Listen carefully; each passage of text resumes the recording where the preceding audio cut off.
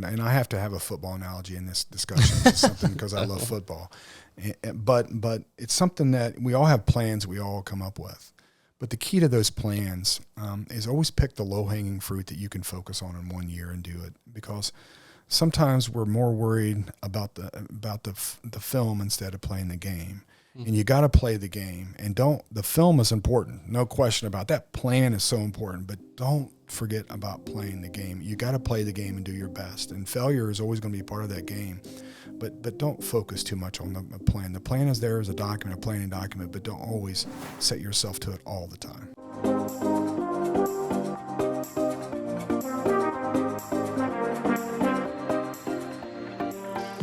Hey everyone, my name is Ethan DeLeon, and I'm here with our founder and CEO of Small Nation, Jason Duff. Today, we're excited to have Union County economic developer and chamber president Eric Phillips. We want to welcome you to the Small Nation podcast, where we share some of the valuable lessons with what we have learned about entrepreneurship, real estate, economic development, and more. The point of this podcast is to create value for you, the listener, and to create a space to learn, talk about what's trending, and inspire. So, Eric, welcome. Thank you very much for having me. Absolutely. Glad to have you today, Eric. So Eric, for those that are listening, is kind of known as Mr. Union County. I moved to Union County. It's probably been now about 7 years ago. And for most people that don't know that are listening, Union County is one of the fastest growing counties in the entire state of Ohio. And moving there, the thing that I think that impressed me the most is the amount of new homes that have been built in the last 10 years compared to a lot of other counties around. And there's certainly, we're going to talk more, there's demand for more housing. I mean, housing is a need that is everywhere, but there's a lot of special things about the history of Union County, of course, with agriculture, which is a big thing in Ohio, but about 40 years ago, Honda decided to build its manufacturing plants and its operations. And growing up, for those that have listened, family business was a big part of my background. Both my parents were small business owners. My dad, we operated businesses in construction materials. And so our very small at the time business back in the 80s, we had a ready mix concrete plant that was located on old US 33 that was literally in the middle of nowhere. There was mostly farm fields all around, but right across the street, that's where Honda ended up building its manufacturing operation. They started making motorcycles, and then they started manufacturing cars. So for our family business, I was very young as that was happening, but I watched how hard my parents and grandparents were working to supply those construction materials. And of course, most of my friends and people that I grew up in Logan County, where I was from, and of course our neighboring counties, most of my friends' parents and their family worked at Honda or worked at a Honda supplier. Yeah. So being able to move to Union County, which is kind of the heart of all of those activities, it's pretty awesome. And Eric, being an economic development director, that is a critical role in a community, and those people that are looking to positively change what's happening, working with your local chamber and economic development, those are the people you want to connect with. So I'm so excited to have him as a guest today. Very cool. Eric, can you describe just your role and why is it important just to think about economic development, in general? Like, what is it that you do? Yeah, I really view economic development as the conduit in the community. It's your job to tie all the resources, all the community leaders together to focus on what they want the future to be, to improve the quality of life, to grow the community in a certain way. And that's really what economic development is, tying those resources and people together to make bigger things happen. And that's kind of how I view economic development. And, a lot of times you're not going to have all the resources to support economic development. So what your job is to tie someone to someone else who might have those resources to provide to that business or to that person who wants to make a difference and do something bigger. And so that's kind of how, you're not only a cheerleader, but you're also kind of a convener and a conduit in the community. And that's kind of how I look or I view economic development. And but my role currently, again, economic development director, Union County, Marysville. I've been in this role for 21 years. We are blessed in this area. Jason has referred to about Honda.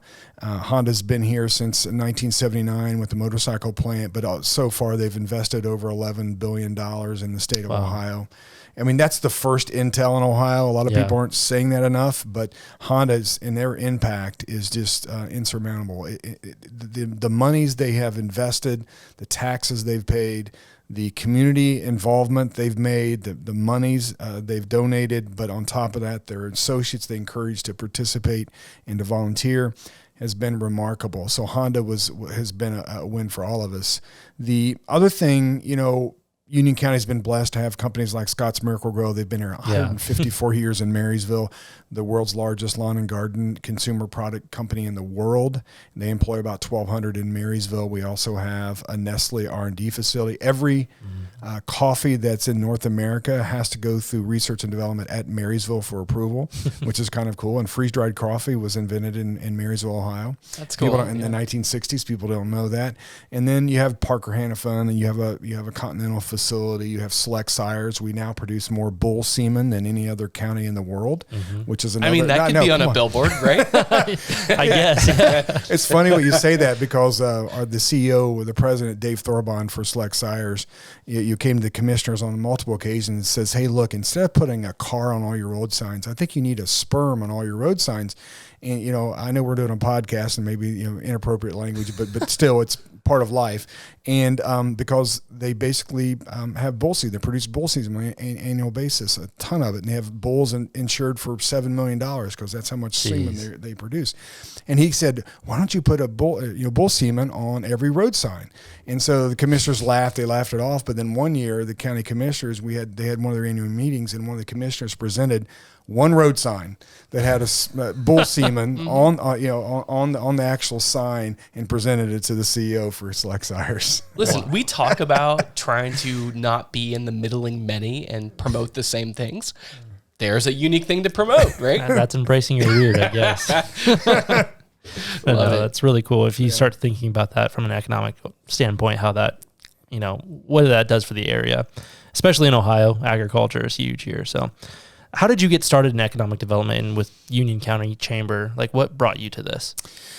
So I call myself a reform planner. I went to undergrad. I thought I was going to be a teacher. I then discovered planning, which I knew nothing about because I grew up on a farm in the middle of nowhere in southern Ohio, in Scioto County, in Lucasville, actually. But I learned more. The more I learned, the more I liked. And my uncle was a county commissioner for 16 years. He was a sheriff for 16 years prior to that. So I was always interested in public service. And I was always interested in maps and how things worked and how to build things and all that. So that's really how I got involved. And I started as a planner actually in village of Granville over in Licking County. And then I went on to Gahanna, and then from there I went to the Dayton area, worked a couple jobs, and then came back for this position. But I call myself a reform planner because I think planning is so important. And believe me, I do a lot of golfing, and I'm the golf trip planner for 16 guys every year on multiple occasions. But I call myself a reform planner in a sense where I like to tell people what they can do, not what they can't do. So I like to match people with people, and I want to tell people, yeah, you can do that, and this is how you do it, and this is how you can do something bigger. Yeah, very cool. Takes a special personality for that. So why is it important for local businesses to be active in their local chamber? And I mean, you kind of have access to both worlds here. So like, what would you say for a business owner that's looking to get connected? Yeah. So, in a community, you only really get out what you put in. And you can be a successful business and do great things in your respective community, but you can also help your community out in a lot of ways. So getting involved with your local chamber, networking with other businesses can not only help you grow your business, but also benefits the community as a whole. And, I wish more people in the community would give their time back to causes in their respective community, because that would make the community even better. We can sit back and complain about everything in the community or anything in the community, but until you get involved and engaged and really solve problems, I don't really think you make a difference in your life. And I think that community involvement and something that I value very much, and I love volunteers and people who get engaged and get involved. And I just think it's so important if you really want a great community. How do we teach that? One thing I know that's changing is it used to be in every small town, there was this culture about the social service clubs. So Kiwanis and Rotary and Lions, and of course, organizations like the United Way and the Chamber. And it seems, as I talk to a lot of communities, people are just busy today. And I don't know if they're busier today than what they were, 20, 30 years ago, but that service, that act of participating, giving, contributing is so essential for small towns and communities. How can we encourage more people to get involved, or maybe there are ways to innovate getting them involved to support their town? It's a great question. It's a difficult question. Emails were supposed to make our lives easier, right? However, they've doubled our workload, I believe, in a lot of ways, whereas you had to wait for a phone call, or you had to make a phone call back in the day, or send a letter. That might take a few weeks. So things have changed. So people are doing a lot more work. And furthermore, with the workforce shortages that we're currently experiencing, you're asked to do wear many hats and that you weren't wearing 2 years ago even. So I think those are huge challenges. I'm a big believer. We have a leadership institute in our community, and I think that's a way. I think we need to look at youth leadership. We need to get students, and I challenge. Our school districts are doing great. We're blessed in Logan and Union County have great school districts, but I think we should challenge ourselves a little bit more to get students involved and get them in touch with their local government or their local community organizations to give them real life experiences on what volunteerism is and how they can become involved as they get older and they come back to their small towns. I think that's a way of getting them more in tune or getting more people engaged and involved, because I don't think that the animal clubs, I don't think a lot of those things are really as effective as they used to be. Now the church is still a strong avenue of getting people engaged and involved as well, and we have a lot of churches in our small towns as well. But it's a challenge. It's not something that's easy. So I was out in Iowa this last week and had a chance to visit Marshalltown, which is a community of 27,000 people, and they have been through some pretty serious adversity. They faced an EF3 tornado back in 2019, and then about 2 years later, a derecho that completely went right through their downtown. And what was interesting about Iowa is we were talking about how places like Ohio and Iowa are deemed the flyover states, and that there's a lot of folks around the country, maybe in those larger cities or the East Coast and West Coast, that just don't understand what the heartbeat it means to live in kind of middle America. And you're someone that is not only working in middle America, but you're also in some of one of the smallest towns. When you talk to other people around the country about Marysville and Union County, what are the things that you describe of is the heartbeat and why a company should locate here? Wow, that's a great question. And I do hate the words flyover. I hate the our belt world too. I don't say that anymore, but that's a terrible name to give us and to tell us that. We in the Midwest, we know how to make things and grow things. And for a number of years, we got away from that. We got away from shop class in school. We got away from our ability to grow things and our ability to understand and engineer things. And we're getting back in that realm. But I think we're the smartest people in the country. I think we know how things work, and you can pretend that we don't, but we do. And I don't really ever want to live in New York, nor do I want to live in California. And I guess flyover country is a badge of honor in a lot of ways, because we're down to earth. I mean, we know, and I think when I'm talking to a company, I always say salt of the earth. I say great work ethic, which we definitely have. And again, it's in our DNA to produce or manufacture, to innovate. Ohio's a state of innovation as well. And we know how to grow things. I mean, look at the farmland that we have, and we know how to do all those things. So I think that goes a long way. But on top of that, if you look at the other values that we have, or the other value propositions we have, such as great school districts, great career techs that are huge wins because workforce is so critical. You have lower taxes. And we laugh at the taxes they pay in some of these other larger communities. That's a huge win. And, I think people say hi to you here, and they don't want to run over you as soon as they see you. They just say hi. They talk to you. And so I think those are all things that when companies, if I get a company to visit, I mean, that's a big challenge. You submit proposals, but if they come and visit, I think we have a great chance of winning that company because they fall in love with the community in which they visit. And I think that's a huge advantage to us in a lot of ways. Yeah, that's great. Before we jumped on the microphone, you were telling us a little bit about the survey that was just conducted about people moving to Marysville, or Union County, I should say. Can you share on the podcast some of that, like why maybe you found people were moving to the area? Yeah, so, I mean, we built nearly 800 single-family homes last year in the county. We're second fastest growing county in the state of Ohio. We're seeing a lot of Marysville's approved 2,000 apartments in the last couple of years. And shockingly, we still have a housing crisis. We don't have enough housing. The apartments have a waiting list. They're completely filled up. So we have a huge challenge. And we wanted to know really why people were moving to Union County and Marysville. So we put a survey together. We've had, I think, nearly 130 responses, which is a pretty good pool. And from that, what we've learned, some things are surprising. What are the top 3 reasons why people are moving? Mm-hmm. One is to live in a better community, which, after the last couple of years with the pandemic and the other things that are going on, we get that. The second was to be closer to family, that maybe that means they're moving back to where they grew up, which I think is a great thing to hear. And the third thing is the job, which I thought would have been maybe higher. Yeah. But we're going to share that data. That's great data to have. We also asked people, the renters, why are you renting versus owning a home? One was affordability, because it's not cheap to own a home or to buy a home in Union County. And that was the number one. The second one is accessibility. There's not availability of housing in the community, although I think that's going to change with the interest rates going up.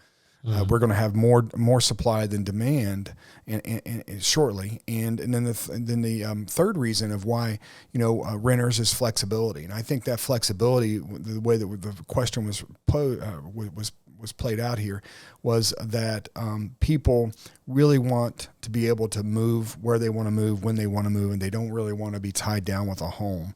So I think that's a growing segment in our market, that people want more flexibility with housing. But some interesting data, we have more, we're still looking at the data and we'll know more, but we're going to have a presentation before the county commissioners and our city council to understand that a little bit better. But it's really cool stuff to look at that data. Yeah, it just reminds me a lot of like what you were saying just about Ohio as a whole. I feel like that's a prime example of, Union County has, we were talking before, the industry making things, and Scott's lawn, growing things and things like that. It's really cool. And it's like a prime example of that. But I'm excited that you're here, Eric, because I feel like you may be more in tune with just the current trends that are happening. Whether that's, in the greater Columbus area. Marysville, which is the county seat of Union County, is located, half hour out of Columbus? Downtown, yes. Columbus. Yeah. So what are some of the trends that you see in Central Ohio, and what problems? I mean, you touched on the housing market, and I know a lot of people are worried about economy and things like that right now. What are some of those trends that you're seeing? And let's just start with that. Yeah. So, when we meet with companies, and we did a retention visit today, and we've done, I think, 5 or 6 in the last couple of weeks, just meeting with companies to see where things are, how they're doing, really just a touch-up call. Workforce is the number one issue. And there are over 10,000 jobs within a 20-mile radius of Marysville that are unfilled today. And that's a lot. And we don't have people to fill those positions. It's not to the point of worrying about the current population filling those positions. We just don't have enough people to fill them, and we need more people to live here, which creates the housing issue that we talked about earlier. So it's all tied together. If you want to locate industrial jobs, you got to have housing. They come I hear a lot of people say we don't want any development. Well, you can't get no development. You need development to actually grow as a community. I grew up even just to sustain. Yes. That's the thing that I don't think people realize, is that to keep a company like Honda, they're not going to just stay still unless they're innovating too. Right. You have to have people, and you have to have qualified people, where our educational system comes in. I will say that our schools and our career techs are doing a much better job putting shop class back in our schools, and that's very important to our future. And I think we have great, Ohio High Point does a great job. We share Ohio High Point. We have 3 career techs that service our county, but they're all doing great things, which is exciting. I mean, I think workforce is the number one issue. The impacts of Intel, of course, throughout Central Ohio, I think is going to be heard for some time. And we're dealing with a couple of suppliers now that are looking at Marysville for a potential location. Real quick, can we, but for those who don't know, Yes. can we explain the Intel situation? So Intel, initially 3,000 jobs, a $20 billion investment. It is Honda was first, and then Intel's coming, but it's going to make chips in New Albany area, and really it's going to be a massive campus, and it's a huge win for Ohio. The average salary is about $130,000 per job. You don't have to have a full college education, Wow. 4-year degree. So that's good news as well. But the supplier network wants to be someone to be located next to the facility. Some want to be a good distance away so they don't compete with the workforce. And so I think there's going to be some benefits to some of the outlying counties, as a result of Intel, much like Honda. I mean, Honda draws their workforce from 15 different counties, for example, and their supplier networks throughout the entire state. Jeez. So, I mean, majority of counties in Ohio have a Japanese supplier that supplies Honda. So, Intel is going to have that same impact for over a number of years. And I think they want to be up in operation on 2025. With that, those suppliers need to be up and operational by 2025 as well. So we're going to see some other announcements soon that are going to support the Intel development. Yeah. Well, have you seen any of that in the concrete industry? So there was a comment the CEO of Intel said, and it was published, and I'm going to butcher his quote a little bit, but he basically said he needs every concrete truck in Ohio on this job, which does create challenges. I mean, I'm with Eric. Like, we are so excited for Ohio and seeing this massive investment and what it's going to mean. But in the temporary short term related to inflation of construction costs, access to contractors, access to construction materials, it is creating rippling effects in the Columbus, Ohio and Ohio market that is creating challenges because we have a limited number of all of these things. And so, one thing that I think is real important of roles of economic development professionals is that, oftentimes the work we do is we are translators. So we work with government officials, we work with entrepreneurs, we work with school officials, and you kind of have to massage those different contingencies and those groups so the community wins. And, one thing that I'm curious, part of your role is, of course, to recruit new investment, new jobs and economic development, housing you mentioned, but also how do you preserve the DNA of what the community is that makes it special? How do you work with the attitude that we don't want to grow because of these reasons? That's a huge challenge, especially in these days. And I think since the pandemic, I think the people that want to say no are louder as a result of the pandemic and the shutdowns that resulted thereof. And it's a huge challenge. The Columbus region last year built fewer homes than they did in 2006. We were doing 17,000 in 2002. Last year we did over 10,000. Austin did 40,000 last year. We did one fourth of what Austin did. And with this Intel coming, they're tied together. We have to think about housing and where these people are going to live. They're move here. On top of that, on the totem pole, when it comes to construction, commercial construction's at the top. Housing construction's below for that. So what's going to happen is you're going to have constraints on the housing labor that's actually building the construction workers that's building the houses. They're going to go to the commercial. That presents another problem as we go forward from a housing perspective. And so the NIMBYs and people who say we don't want any growth, I think that's unfair to say that because we got to grow. I grew up in Portsmouth and Lucasville and Scioto County, and the steel mill closed, and you go back there now, and it's not very pretty to see what's going on there. I mean, Portsmouth is a great community, but in a lot of ways, it's failing in a lot of ways because they don't have the jobs, they don't have the investment that we're lucky to have here. And I think that you can't stay even Steven from a growth perspective. You got to go up. You can't go down. I mean, that's the only other option is to go down. And I hate to see something like that happen. And so we got to learn ways to grow together, to grow in a better way more managed growth in a lot of ways. But we have to understand that growth is going to happen, and we can't just say no to everything. And I think getting people around the table to talk about these issues, getting the schools to understand that the household size is going down, not up. And just because you build a house doesn't mean you're going to have 3 children in the school district. And I think we got to have those discussions with the schools to understand that. And furthermore, your elected leaders need to look at the data and understand that we're building fewer homes than we ever have from a regional perspective over the last 20, 30 years. And so how do we grow more houses? And I've asked the BIA, John Malkai did a great presentation. John's great and supports the building industry here in Central Ohio. And he said the reason why we slowed is because of government control, zoning, and those factors, and the timing. But the problem is the developments you approve today are 3 to 5 years out. So if you stop approving developments, all of a sudden, as I hit the mic, I'm talking with my hands here. No one can see that. There is a camera over here. We just know how passionate you are about that issue. But the developments you approve today don't come online until 3 to 5 years out. So we got to continue to approve those developments. It's not that you're getting all this development all at once. It's timed out, and you got to think of it that way as time goes on. Go ahead. Just saying, as a leader, you hear a lot of no's.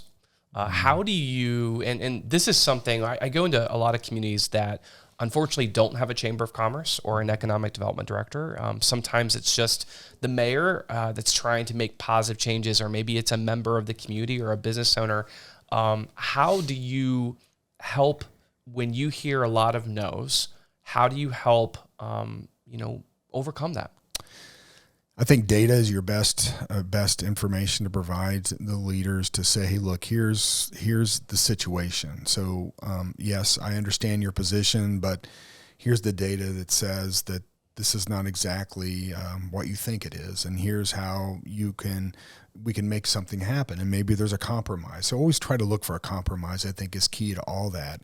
And if we don't assist with growth, and we're all going to lose in the long run. It's like going through a tax abatement. I have these discussions many times.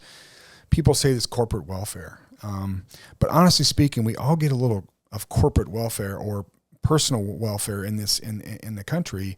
We have what you call a CAUV, which is an agricultural tax abatement. We all get subsidies from the government in some manner, some way. And the way I look at a development or growth, like a business wants to grow, you have a base property tax, and it's typically pennies because it's CAUV and it's not developed. And then you have the value of the land during the abatement, which is typically drastically higher than the amount that you're currently receiving. And then after the 10 years or whatever the time of the abatement, then you have the full amount of those taxes. And you got to somehow allow people to see those numbers and hope they understand that you might consider it welfare, but you're promoting growth that's going to benefit everyone in the short term and definitely everyone in the long term. So it's not really a pain, it's actually a gain, is how I look at it. A lot of people say, well, we want 100% of everything. Well, of course we all I want 110% actually of everything. Yeah. But you can't have that if you really want to work. This is a partnership. When you have a business that wants to locate in your community, it's a partnership. They're looking for you to be a partner with them to make something happen. And that's key to this. And I think we have to look at it in that way. And I know that the electeds report to the citizenry and to the electorate, but in the same light, we got to simplify how we explain this to the electorate. When you think back for the projects and things that you've worked on in Marysville, what are you most proud of? Wow. I think a number of different projects, come to mind when I think about Marysville and Union County. One is the 33 Innovation Park, of course, it's a 200-acre industrial park. We have our first building. We have a second building going to be going up there. We have quite a few users that are looking at it now that hopefully we can sell the land sooner rather than later, but we're moving that pretty fast. I think that's definitely on the top, or one of the top items. The other is collaboration. I can't say enough about Union County, Marysville, and the different jurisdictions. We really work together well, and we do have issues and we have disagreements, but it's typically behind closed doors. It's not aired in public, and we try to work through those issues. So I think the collaborative spirit and something being part of that, I think we have a joint economic development agreement, or we have one that with Mill Creek Township and Jerome Township with the city and the county involved. Those are big wins when you can get the city and the township and the county all to agree on a vision. That's a huge challenge, and to get them to do that, I think that's a huge win as well. And I also think being conservative on how we look at tax abatements, because my view of tax abatements, I wish we didn't have to do any incentives, but we live in a competitive marketplace, and that's the playground that we're in, and that's what we're given. And for us to compete, internationally, which we do on a regular basis, we need to be aggressive in how we look at tax abatements. But we've been very conservative in our community, respective to other communities. A lot of communities do a 15-year, 100% tax abatement. We don't do those in Union County. We do 75%, 75%, 10 years is typically our max in a lot of cases. And so we're very conservative. And I say that, I'd love to be more aggressive, but in the same light, I value that because we are giving more monies to the schools and to the social service agencies. And I think that's important as well, because they do good work as well, and they need monies to support the programs and the services that they provide. And so that's something else. But we've done a good job of we have an economic development incentive policy that all our school districts, and I don't know if there's another example in the state of Ohio or maybe in the nation, where you have 4 school districts, you have 4 townships, you have the city of Marysville, village of Plain City, village of Richwood, and the county have all signed a document saying, here's the incentives agreements that we agree to, and here are the formula that we're going to do. And it's kind of a unique thing. So that was a big win for us to have that and put that together as well. I gave you a lot of examples. Sorry. No, those are great. I could examples. talk all day about it, but so. What when you think of a community, maybe someone that is just starting out in your profession, what advice would you have for them? I would first tell them to try to understand, maybe look at the planning documents, the comprehensive plan, their economic development strategy. Every community should have an economic development strategy. Every community should have a comprehensive. I'm still a planner. But planning is so important, thinking about the future, how things work together, understand your community a little bit better and get engaged and get involved. And, why is that going on that corner, or this is going on that corner, and why is that subdivision going there? There's always a method to the madness. And sometimes people think that government officials or people working for the government or people doing economic development planning don't really know what they're doing. And, sometimes we're surprised with some comments that come up. But generally speaking, there's a reason why certain things are happening and the reason why things are developed. Just don't be so quick to judge. And in today's world, I think we're so quick to judge, but sit back and try to understand. And we're all guilty of that. I'm guilty of that as well. But I think, but getting engaged, understanding your community would be, is there a leadership institute, some type of organization where you can get engaged and get involved? Again, you only get out what you put in. And that's just not cutting your grass every day. That's important. But it's also going and volunteering hours to a local cause is so key to the future. And I would encourage anyone starting out to do that. That's cool. Going a little bit back to the, different trends and things that you're seeing, what is Union County doing to kind of prepare for these changes with intel, with just any of these, current trends that we're seeing right now? What are you guys doing just for the benefit of anyone listening, I guess? Yeah, I think community preparedness is so important. And when I say that, it means a lot of different things. But from an economic development standpoint, it means getting sites that have all the utilities there, that have these resources that the schools and the workforce development, where you can present a story to a company and to be prepared. Our challenge is we're running out of industrial land. You think of all that vacant land between Honda and Dublin that, hey, it's just there and it can be developed. It can't be because it doesn't have the utilities. It doesn't have the necessary items that it needs.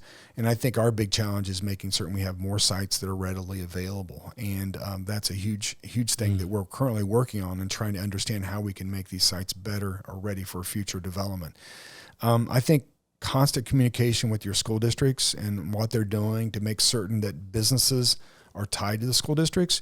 Marysville Schools now, I think, has over 60 companies participating in an internship program.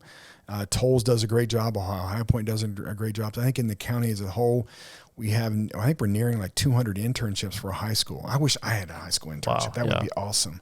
We need more of that. We need our schools more at the table. And we have a monthly call with our educational leaders. And if you're not doing that in economic development, you need to be doing that. You need to have outreach, because building that foundation is so important. We got to get to the parents. We got to get to the students and show them the value of a technical degree. You don't need a 4-year degree anymore. You can do a lot with a 2-year associate's degree or with a credential. And that's another thing that we need to continue to talk. We got to get to the moms. Moms, I think, influence decisions 70% of the time for their children. And I think the moms, my dad was a mason and he was a contractor, and he would always say that, I wanted to send you to school because I don't want you to have these calluses on your hand like I have on mine. And that's what he would always say. And that's why they sent me to college, and it was a great experience for me. But and that's what I did. But again, we got to get to students, and we got to get more engaged with the school districts and continue to do that. That's another, I think, a trend that we need to continue to work on. How do you work on your professional growth? I know you belong to some associations. One association you introduced me to was the National Rural Economic Development Association, which are other economic developers in smaller markets that are around the country, and had a chance to go down to their annual meeting in Covington, Kentucky, and just was so inspired by that group. I mean, so many people that are just very passionate about smaller towns and smaller markets. But where else do you grow professionally with your skills and your abilities? Yeah, I've been involved with NREDA since I started my position, but they've been a great resource from a small town, and it's that can-do spirit when you go to those meetings and people how they want to make a difference in their small towns. It's actually really, really addicting to go and listen to the passion you have from small town people. I was on the One Columbus or Columbus 2020 board for 9 years, and I just went off here a couple years ago.